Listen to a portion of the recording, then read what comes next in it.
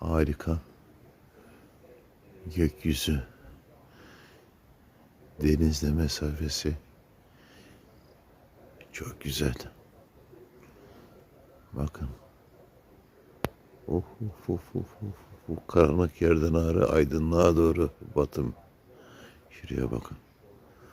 Bakın bu arka taraftan karanlık. Böyle gün batım tarafına doğru böyle deniz mavileşiyor. Arka taraf kızıllaştı. Harika. Çok hoşuma gitti. Sizin de inşallah hoşunuza gider.